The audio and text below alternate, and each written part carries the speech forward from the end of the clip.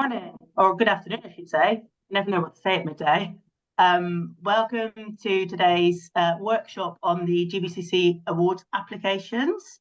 So today's session is aimed at giving you a better insight and a better understanding on how to craft a winning award entry for the GBCC awards. So we're joined by a panel of past winners and past judges, who I'll shortly introduce to you, and also by our head of marketing and events, who will cover some of the detail, operational practicalities on the application process and some of the key deadlines as well. If you have any questions as we're going through today's workshop, please do feel free to drop them in the Q&A box or in the chat, and I will try and ask as many of those questions as I can today. Today's session is also being recorded, so if you want to watch it back on any of the questions, then you can do so in your own time as well. Before we kick off, I'll start with some short introductions. So for those of you who don't know me, I'm Lillian Ellican. I'm head of membership at the Greater Birmingham Chambers, and I'll also be chairing the judging panel for these awards.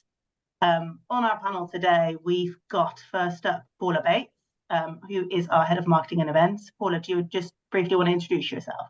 Yeah, hi, as Lillian said, I'm head of marketing events here at the Chamber, and I'll be supporting the process for the GBCC awards this year.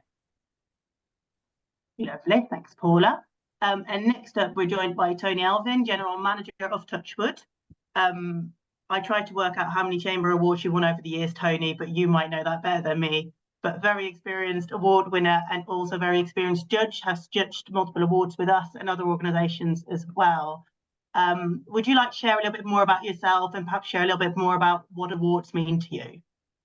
Yeah, sure.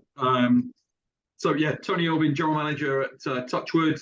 I had the pleasure of being president for 2 years up until March of this year. So I've got a bit more time back in my diary now, but a fantastic couple of years.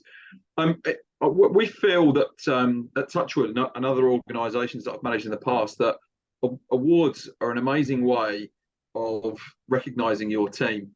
We, you know, as leaders of different businesses, we expect a lot from our team, and often when you're preaching to your team and saying, you know, this is what we want to achieve, this is this is what we want to drive for.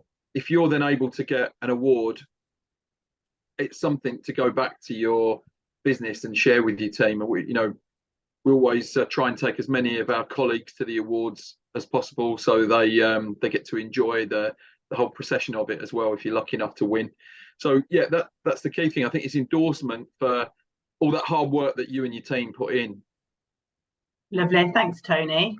I think we've just got Tony. Sorry, Lillian, there was a quick question just for you, Tony, there. Did you complete the awards application yourself, or did the team do it? So 75% of it, we enter a number of different awards, nationally and locally. 75% of those are completed by me personally. My marketing manager will complete some, but something that we never do is have a third party complete those award applications. I think it carries far more weight if it comes from you, and you can include nobody knows your business better than you do, so no one's going to be able to sell it better than you. So I think that's a really key point. Great question. Yeah, very good question. Thanks, Tony. Right, next up we've got Omar, current president of the Asian Business Chamber, another award winner and also judge, in particular of the recent GBYPY awards. Omar, can you tell us a little bit more about yourself and why these awards are important to you? Yeah, sure. Thank you, Lillian. Hi, everyone. I applied and was successful at the Asian Chamber Dinner Awards in my first year as a startup.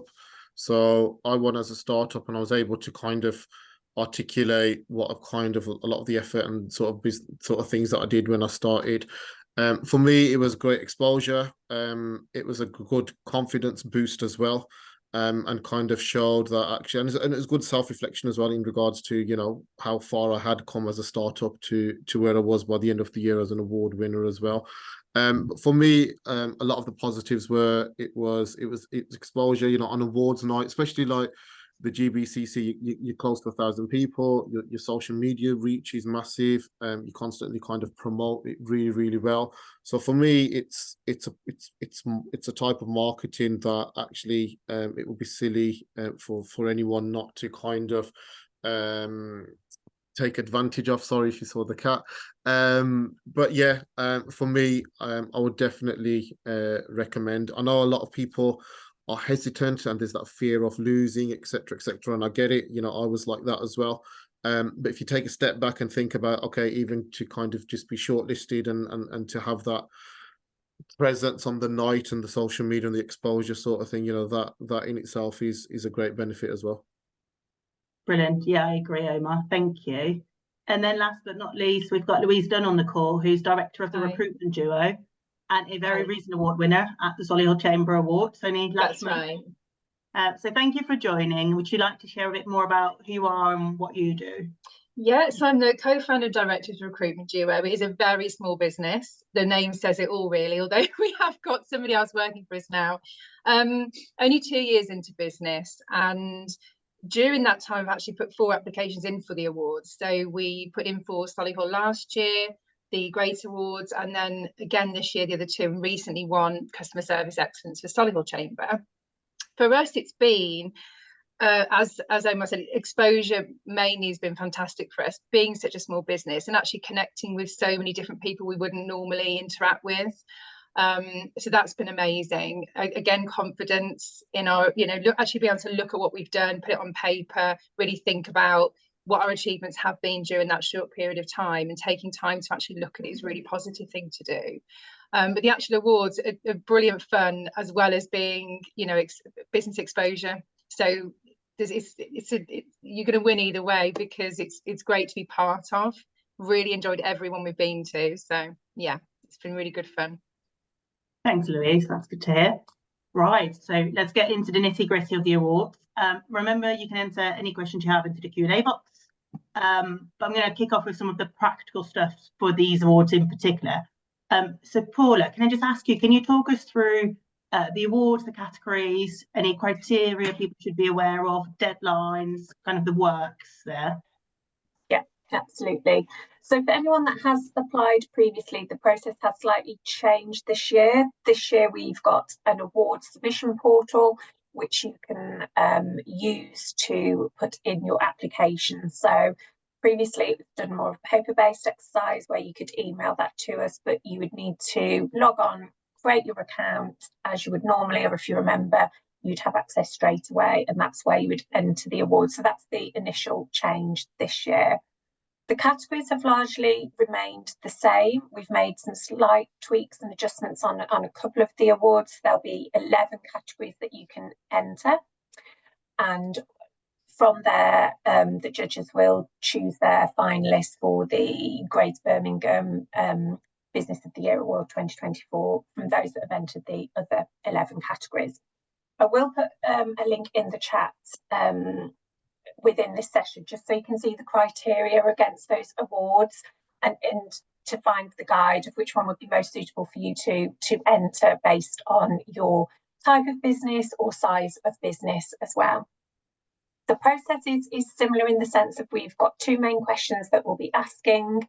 Similar to last year, they remain the same. The difference being this year is you can't include supporting evidence in the form of JPEGs, PowerPoints, graphs, etc. But you can link to an external website where you may be able to host additional information. So everything else would need to be in that initial word count. I think for the first question, there's a word count of 200, and for the second, there's a word count of 500. So we've streamlined this much more this year to make the process a little bit easier for everybody. You can include your logo as previously. I know originally submissions, a couple of people weren't able to do that. That is activated, so there shouldn't be any issues there as well. In terms of the dates, it is a slightly tighter turnaround this year. So applications have been open for 2 weeks already, and that will close at midnight on Sunday, the 12th of November. And those will then be distributed internally with a view to the shortlist being announced weeks commencing the 1st of December this year. So as I say, I will just pop a link in the chat to the applications page, the actual events page where you can apply and also view that guide so that you can see which award categories are best for you as well. Lovely, thank you for that, Paula. If anyone has any questions on the portal or anything like that as we go along, please do feel free to let us know. Paula's with us for the entire session to answer those questions. Tony, can I come to you?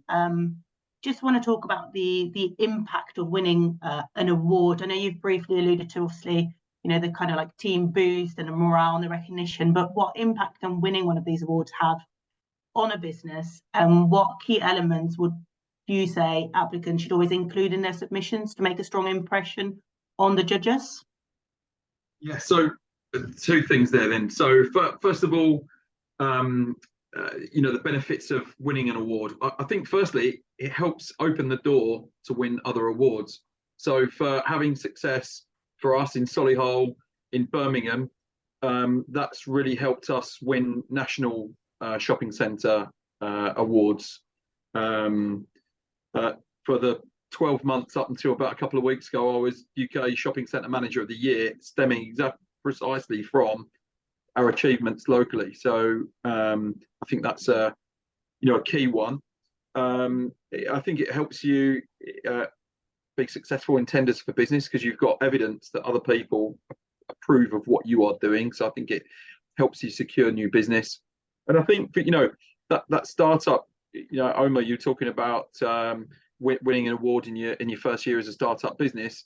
That gives people some confidence, because there's always going to be a risk with a startup business that people think, oh crikey, I can't get many references on these people, they've only just started up. But if a third party of experienced business people has already judged that your business is doing great things, I think that can really help as well.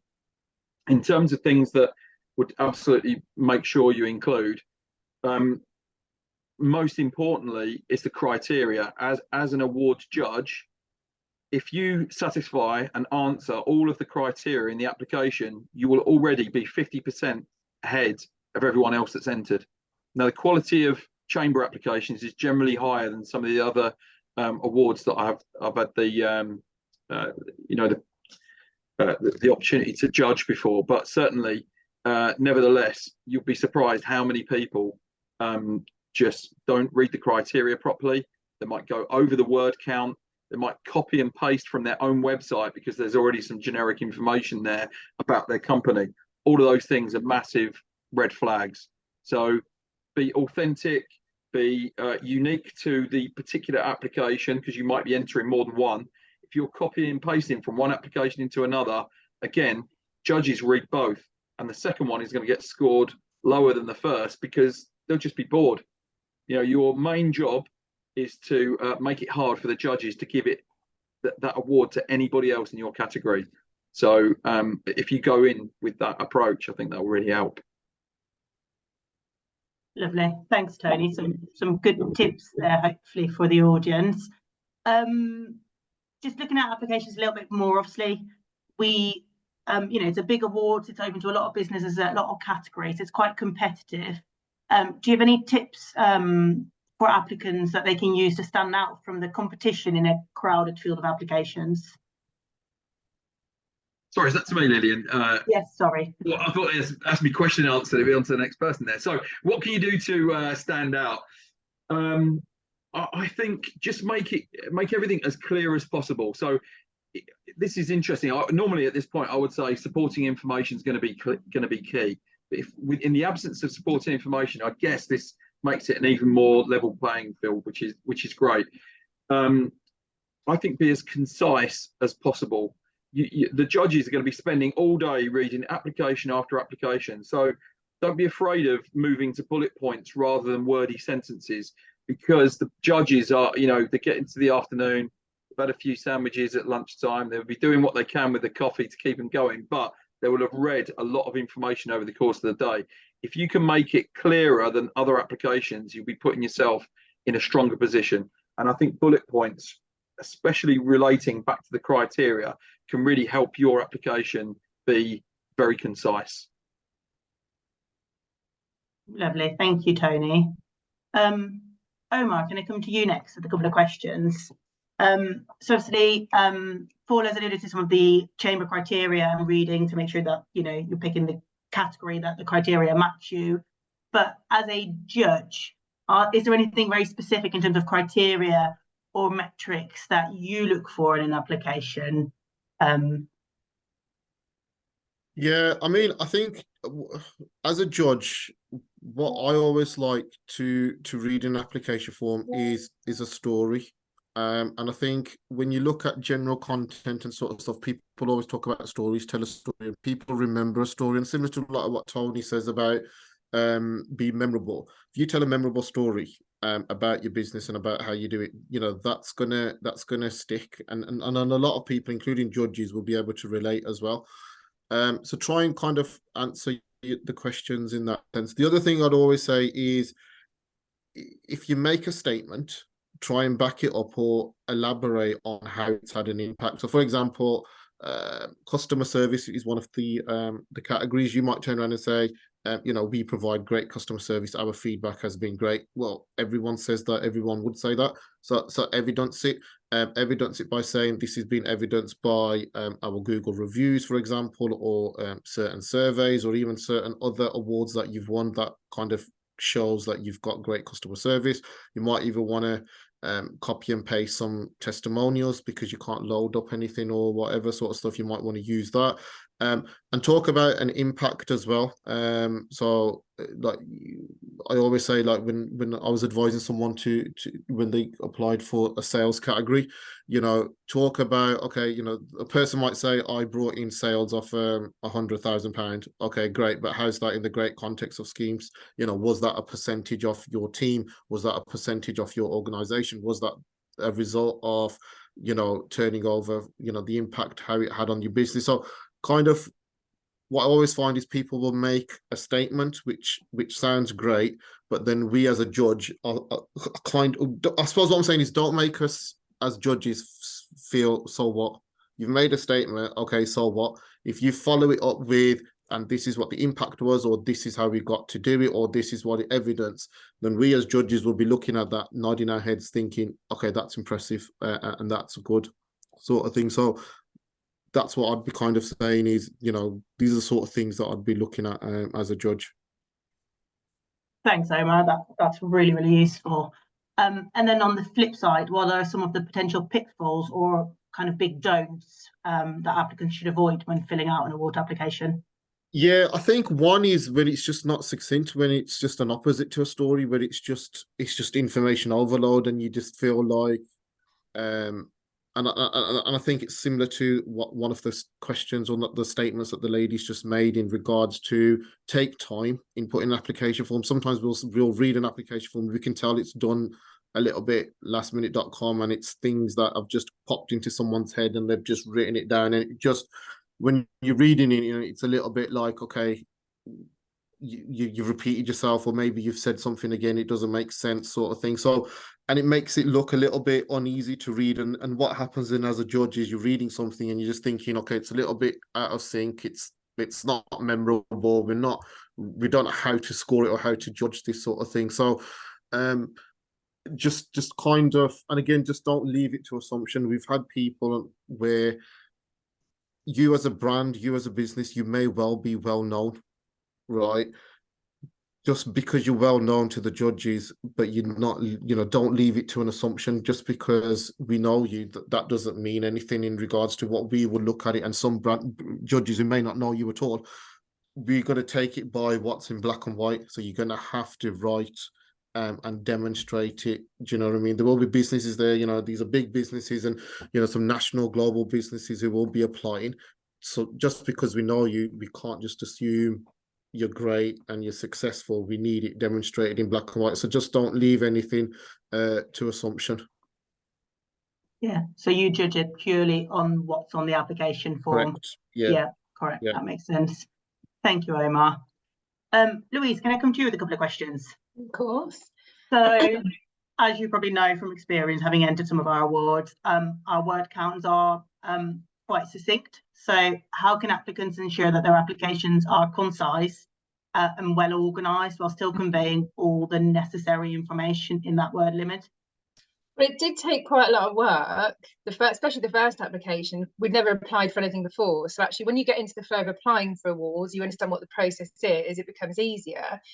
But I suppose initially was looking at a timeline maybe of our successes. And actually, I went to a workshop that Tony did, which was really helpful, which was similar to this, talking about what to include. So we worked out a bit of a timeline of our successes. What our story is and our achievements, and kind of sectioned it and then streamlined it. And we use bullet points because they're concise, and the timeline is what we did with that. So it was a timeline of what we did when we did it, and actually that worked really well for us because the wording's minimal, but you can see quite clearly what journey the business has been on. That worked for our process, but it is hard stripping it down with the word count, and it does take time to do that. But as both Omar and Tony have said, I think we tried to do results, the successes timeline, results driven, and achievements that you could clearly see, as you've said, this is what we've done, this is how we did it, but also the story and making it a little bit, and making it personal as well, to differentiate it, to show that we're different and what we do.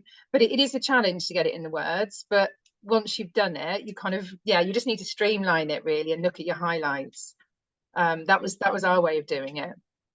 That makes sense. So I take it you probably started off with quite a lot more work and then abbreviated it down to fit the word count. Yeah, cut out the bits that we thought, okay, we don't have to have that. But coming back to the criteria, that was really drummed into us. If you don't answer what, you need to have the basics there to even build on. So you start with that and then you add everything else into it, I think really is the best way of doing it. Lovely. And what advice would you give to small businesses or maybe even startups who may feel that they've not yet been trading long enough, or perhaps not have a long enough journey to apply? Well, we did our first application, I think, 9 months into business. We went in for the startup, which we didn't win. We actually got shortlisted though, which was amazing at the time and a real big boost. But there's no reason really why not to do it. I think if you've got a business you believe in, you're passionate about it, and you can demonstrate why it's good and what's good about it and what's going to come, there'd be no reason not to go for a startup award really. I think if you're passionate about your business, then you should go for it. There's always going to be things to talk about to put you in that position to go for it, I would say, and we did.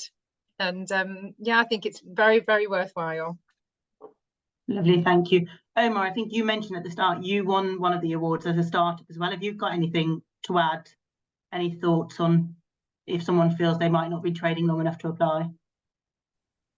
Yeah, I think sometimes you get hooked on, okay, I might not be trading for so long, therefore I haven't had much customers or clients, etc. sort of stuff. But that isn't the be end and end all in regards to your business. A lot of my application concentrated on how I got myself out there. So I attended a lot of networking events. I did a lot of marketing. I looked at kind of referral partners to work with. I gave out free information, etc., etc. So the journey, the story that I sold was that I've left employment. I'm starting with 0 clients. No one knows me. This is what I've done in regards to actually everyone getting to know me as soon as possible, because that is the journey of a startup. No one knows you. So talk about, okay, what have you done in regards to getting yourself out there, marketing wise, etc., etc. Because it's, as judges, we're not going to be looking at, okay, as a startup, you've made, £1 million in your first year compared to someone else who's made 100,000 sort of stuff. We're going to be looking at your journey, the things, how you got there, etc., etc., sort of thing. So don't be too focused on, okay, my turnover is not great, or actually I'm in a loss in my first year. We know that, we understand that. That's the whole startup journey. Lovely, thank you, Omar. Let's have a look. I've got a couple of things in the Q&A. Emma, one from you, which I have read, and we will take on board once you're out with the panel, but thank you for that feedback. And then another question, which I might ask Paula about, in terms of graphics, do they add to the word count? Can they be added? So you wouldn't be able to upload as a graphic because it doesn't allow attachments. So the words would add to the word count. And I think the difference being online, it will cut you off once you've reached that word count. So at 500, it will cut you off. So it would need to be in the word count. And then you have got the option to link to any websites, external websites. So whether or not you can create a page where that information could be on is an option. The word count is, the first question I think is 200 and the second question is 500 for the word count. Lovely. Thank you for that, Paula. If anyone else does have any questions, do feel free to put them in the chat or the Q&A. I haven't got any at the moment. However, I want to talk a little bit about, and this is perhaps, it's come up a lot at the Young Professional Awards, about imposter syndrome. And I think, although it might be slightly different, I do think it still applies, because I think there is still some businesses shy away from kind of like self-promotion and probably don't do themselves justice in the application. So have you guys got any advice for anyone who kind of shies away from self-promotion, how they could still showcase their achievements effectively? Don't know who wants to answer that one on the panel. I'll pick this up and just say that it's probably anyone's that's dialed in today and have this kind of imposter syndrome feeling. It might be useful to know that everybody at every level has that from time to time. So it's not unique to you, and hopefully that will help you feel less likely to have those imposter syndrome feelings. But we all get it from time to time, and actually putting yourself out there, even becoming a finalist, is a great way of trying to chip away at that feeling that you don't deserve to be there, because other people have seen your application and they'll have shortlisted you. Better still, you might even win. But it's free to enter, it's free promotion for your business. You're going to be advertised by the Chamber as a finalist, and that should be great endorsement for what you do and for your business. What's the worst that could happen?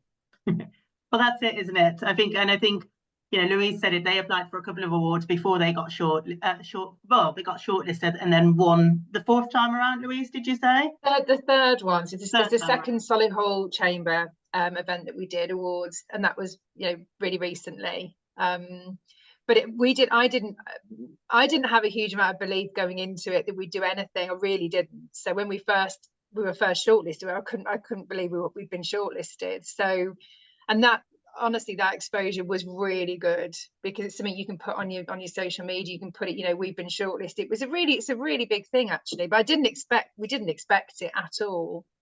But it was really worthwhile doing it, because, and now I feel like we know what the application process is like. It isn't such a big thing when it comes up, oh, what are we going to do? How are we going to start this? Because we've already got an idea of what we want to talk about and how we can promote ourselves to a judge, really. Yeah, it's very worthwhile. We've got a question quite specific on the technology and innovation category. Paula, I don't know if you've got the criteria to hand, but they're asking, can you tell me about what the judges will be expecting? Any specific questions? So I think the questions for each category are the same, but when you download the application forms and the guide, it does highlight what businesses for tech and innovation, kind of the category criteria to apply. Is that correct, Paula? Yes, I've just popped a link in the chat, and that takes you to the website landing page, and within there it gives you the category breakdown. And also what might be useful again is if I drop in the chat the actual questions, because you can't view them until you actually go in and start looking at that particular category. So for that one, I can read out what the criteria, which category was it, Lillian? Technology and innovation. I mean, really, they're looking for anyone that encompasses all forms of technical innovation, application development and design. So it is quite broad in that sense, really, from the category. There are some other limitations just in terms of ensuring your business is operating within the Greater Birmingham postcode area, and that's quite specific as well on there. But what I will do is I'll drop in the chat the actual PDF of the questions, so that you can have a look at those prior to starting your application form. But if you did start your application form, you can save it and go back to it. So you can kind of dip your toes into the sections as well. Lovely. Thanks, Paula. Right, I've got a couple more questions, so I'm just going to put them out to the panel, and if you want to answer it, then just raise your hands. What are some of the differences you notice between applications from SMEs versus large-scale organisations? I'll take that, Lillian, very quickly. Yeah. I think resources is one. I think we can't hide away from that. So you know, the larger companies will obviously indicate that they've got more departments, maybe more staff, more resources, hence why they're able to do certain things, and SMEs not so. But from a judging point of view, we will obviously understand that. But what we'll be looking at is the overall impact made. So, you know, yes, a organization may have a large budget to do something, but if it's made minimal impact, or they can't demonstrate that it's made a massive impact, and an SME business is given a similar example, and they can evidence and demonstrate that they've made a much more wider impact, then as judges, we're obviously going to score that accordingly as well. So yeah, that's what I'd probably say. That's one of the main differences I've generally experienced. Great, thank you. So I've seen some of the same errors by really large business, i.e. copying and pasting from one application into another when they've entered a number of awards than I've had from an SME. I think it really, because ultimately, although, you know, Omar said, you know, they've got great resources in some of these larger organisations, it's going to come down to the person completing the form. So, and you may be completing one from a large organisation that you know deserves recognition and to win an award. You've got to kind of zero it down and really answer the criteria, and maybe taking away the ability to add loads of supporting information and videos and all the rest of it and make it even more level playing field. Yeah.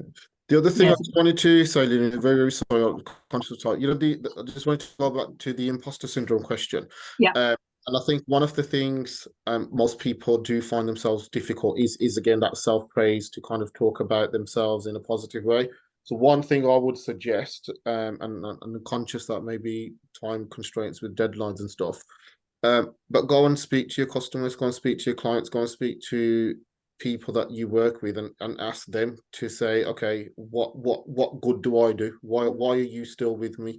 What advantage or what benefit do you find from me that you've not found from someone else, etc., etc. And sometimes they will give you an insight that you might find, oh, that's small or whatever, but actually that's what means a lot to them. And that gives you again more ideas, more focus, and then that's something that you can then articulate in your application as well. And hopefully it will give you that confidence that actually, however little you might think you're doing, actually it's having a massive impact to your customers and clients, and that's why they're staying with you. That's great, Omar. Thank you for that. That's really useful to add to that. A few more questions in the chat. When people are doing the application, do they include information for 2023 only, or how far is preferable to go back? So what kind of information you're looking for? More recent information, or also more slightly further back? I think it depends on the category. I think obviously if you're a startup, we would want to look at from when you started all the way to now. I'd say if you can, maybe 12 to 18 months. I think if you go back any further than that sort of thing, I would be personally, I'm probably be thinking, okay. But it also depends what it is that you do. You might go back a bit further because it's a long journey and you've got to the stage where you are now with it, and therefore it's having a big, massive impact. That's fine. But if you're throwing loads of stuff in your application form and you're going back and back and back sort of stuff to really kind of, I'd be saying 12 to 18 months or so. Any thoughts from you, Tony or Louise? What would you suggest? I think, you know, if you're talking about 2023, I mean, we're nearly towards the end of it, but certainly you want to pick up your last 12 months and compare it. You need a reference point. So how did you perform versus the previous 12 months? How is your business? You could talk about some information that is year to date. certainly as we're sitting here on the 7th of November, I think that would be appropriate. But also, how are you doing versus your full year prior? How are you doing versus, UK benchmarks? It's been mentioned by other panel members about, providing evidence. That's a great way of doing it. Those reference points. Where are you sitting in the market? Where are you sitting versus your competitors? Where are you sitting versus last year or a particular benchmark year, for example? Brilliant. Thank you both. I hope that was a useful answer. I certainly think you're both right. I think it's very subjective, isn't it, to the category that you're entering, how long you've been trading, but to really focus on comparing it to something that's measurable and shows the judges some evidence of what you've achieved. Do you think it's a good idea to give an introduction to your business in the word count? And would you need to repeat that in the 500-word response? Don't repeat yourself. Sorry, Louise. I'd probably say don't repeat yourself. If you said something, save the word count. Don't repeat yourself. 100%. Yeah, I was about to say a similar thing. We did have sort of as I said, very much about timeline, but we really like that idea. And I think it mainly came from Tony, that actually, when we had, but it was about just kind of setting it up from the beginning. This is where we started. And I think it was more for startup particularly. But yeah, not wasting words, definitely. I guess, Louise, taking Omar's point there, telling a story, setting the scene, and then bullet pointing the evidence or the timeline or the information. So it's got to be, you want to draw people in with something coming from the heart, but then equally you want to get the facts across and the evidence, and you want to back up that criteria. Yeah. Brilliant. Thank you, guys. Thought I'd just do things on the chat. It appears some people can't see the chat and some people can't open the documents. Do you think we can do a follow-up email with some of the links in there to resolve that? Yeah, I'll send around the recording and also any links and attachments that people can't access as well. Lovely, thank you. Hopefully that resolves those two. But if anyone's got any questions on that, then do give us a shout. Questions around, if your organisation trades locally in Birmingham and nationally, is that okay? Yes, it is. Yeah, I think it's a short one. I think your answers need to be relevant to your Birmingham office. That would be I don't know what everybody else thinks about that. That probably ties in with the next question. So someone said, this is the Birmingham Chamber Awards. Would you recommend we add a bit regarding our support to the local community? So do you guys feel that focus on what you're doing in Birmingham in terms of business, anything over and above that in the community? Yeah. I think that's going to vary from category to category with the criteria as well.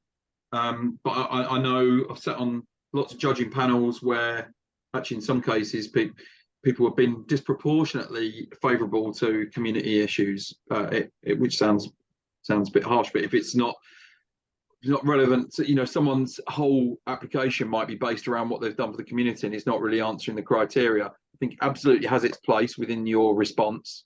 But you first of all answer the criteria, and then if there is a way to loop in within your answer how you have had a positive impact on your community, I think that's incredibly relevant and important and will benefit your application.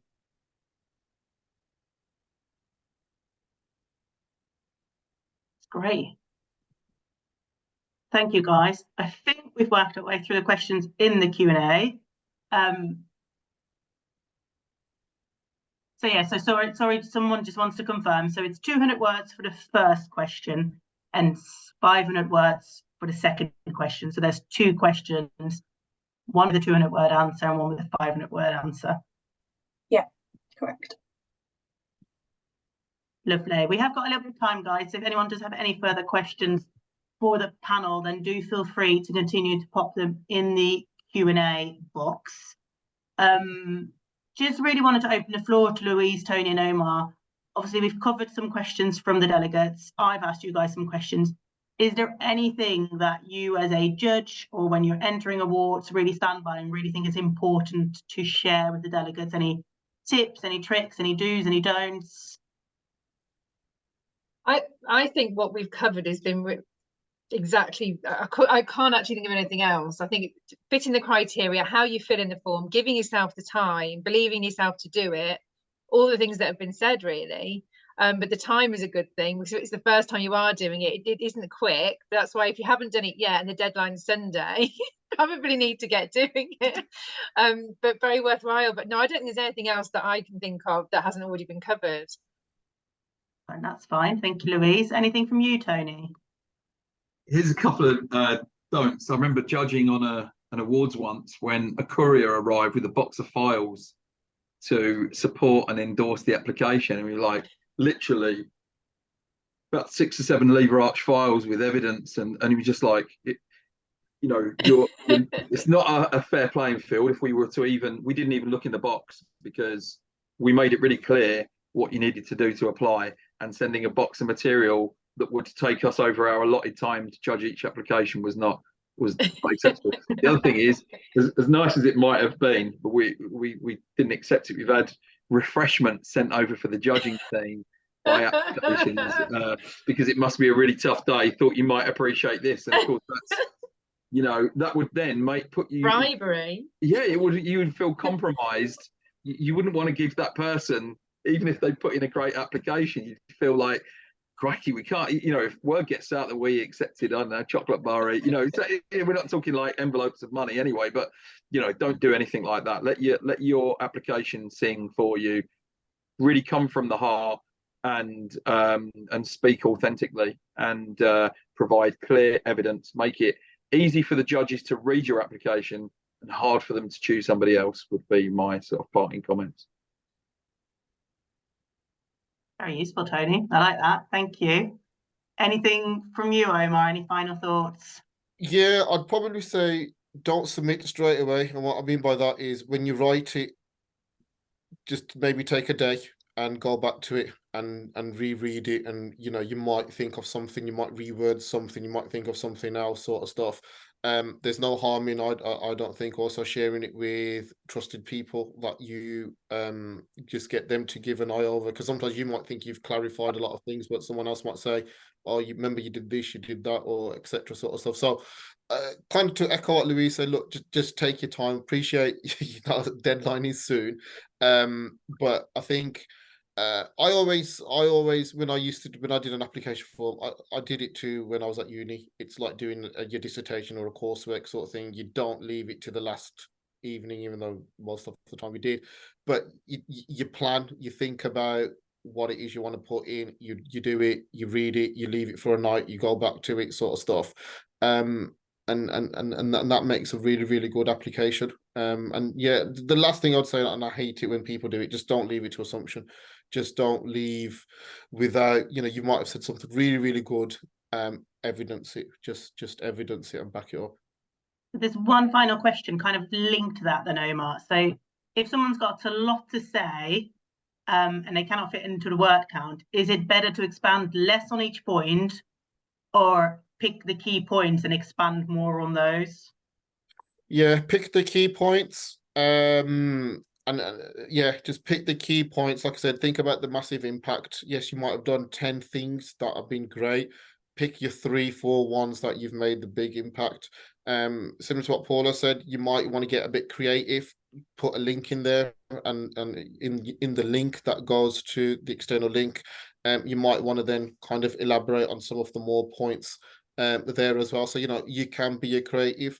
A short video, support it with a, if you can create a link and then you've got a quick 60-second video sort of thing. Don't start going 5-10 minutes on a video sort of thing. We will quickly zone out. We will. A quick 30-second snap video. It might even be, for example, one example could be you've moved to new premises. Your new premises has then allowed you to kind of elevate even further. Quick video of this is what the new premises are, just to kind of give us a bit of context sort of thing. That's new, that's different. We might then, it gives a little bit of context as well.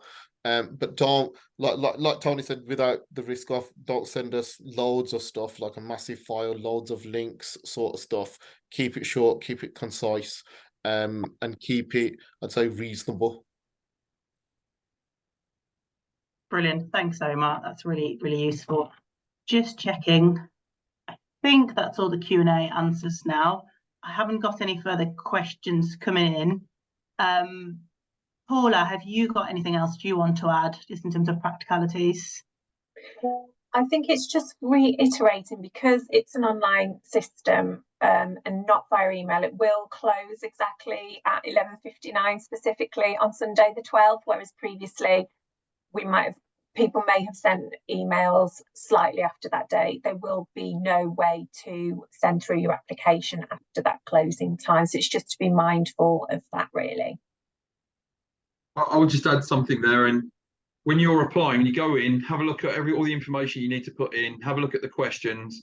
Then before you start punching in all your information straight into the online system, I would put it in a Word document, count the words on the Word document, copy and paste it in, because you would hate to put all this time into the application and then something goes wrong, power cut, whatever it is, your laptop's out of battery, and you know, so take those sort of tech risks out of it by doing some of it offline and then going back to the online platform. I've got an online platform for doing reviews, one-to-ones with people, and I've got to the end of a review sitting there with someone live and lost the whole thing. So take that risk away.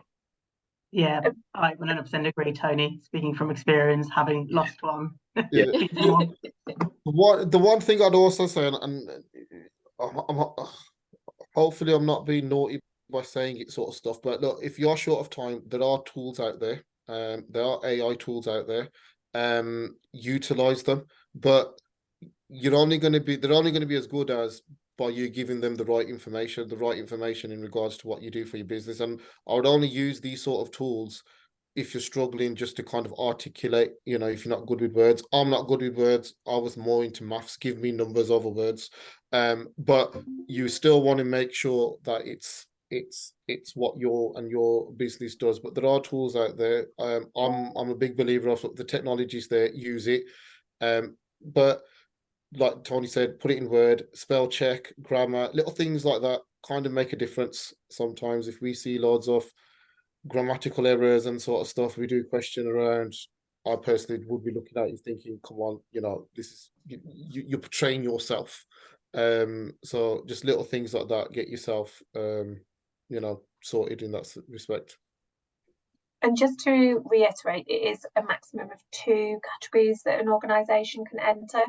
If you did enter a third, it would take the first 2 categories within the system that you have applied for. So it's just to keep that in mind as well. Brilliant. Thank you, Paula. And thank you, Tony, Louise and Omar, for your time today, and for your wisdom and insights. I hope that's been useful. Sorry, I can just see another question pop up. Oh, it's just a thank you. Perfect. There's another question about, do you think the video would make more of an sorry, I hadn't seen that one. As long as it's very short and sweet, don't send us a 5-minute video or a 3-minute, even a 2-minute video. I'd say maximum 45 seconds to a minute maximum. And again, don't waste your time introducing yourself and your business and all of that sort of stuff. Just keep it short, snappy, and engaging. Yeah, and you'd have to add a link to your word count. Sorry. Supporting information that is not to replace your application, I would say. Yeah, agreed. Thanks for that, guys.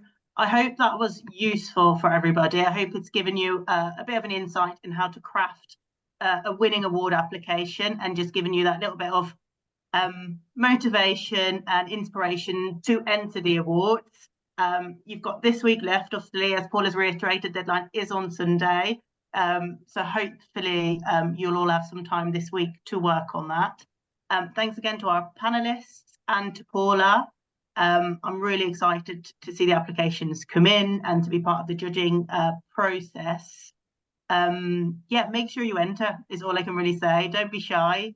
Hopefully I look forward to meeting lots of you in person at the awards on the 15th of February.